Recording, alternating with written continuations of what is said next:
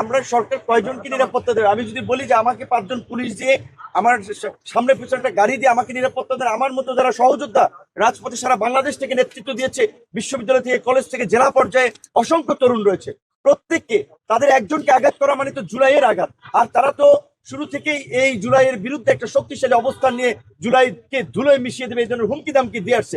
আমাদের ব্যক্তিগত নিরাপত্তা হচ্ছে আমরা চাই রাষ্ট্রকে একটা নিরাপত্তার মধ্যে নিয়ে আসুক, সমাজের সকল শ্রেণী পেশার মানুষের নাগরিকত্ব নিশ্চিত করুক। আর স্বরাষ্ট্র উপদেষ্টা প্রকৃত অর্থে বলতে গেলে স্বরাষ্ট্র উপদেষ্টা এবং আইজিপির বিরুদ্ধে অভিযোগ যে তিনি আপনার ফ্যাসিবাদের দোসর ছিলেন, ছাত্র দলের নেতা, সাবেক বিএনপি নেতা পিন্টুর হত্যাকাণ্ডের সময় তিনি আপনার এসবির দায়িত্বে ছিলেন, সেই সময় এই আপনার পিলখানার হত্যাকাণ্ডে তার সংশ্লিষ্টতা উঠে এসেছে।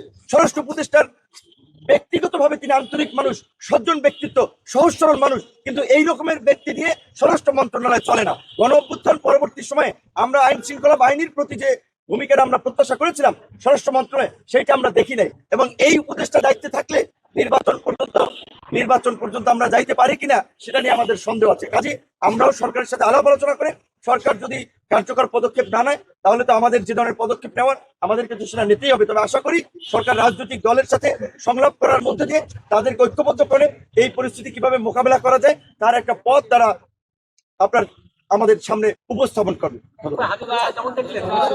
মোটা দাগে তার অবস্থা ক্রিটিক্যাল।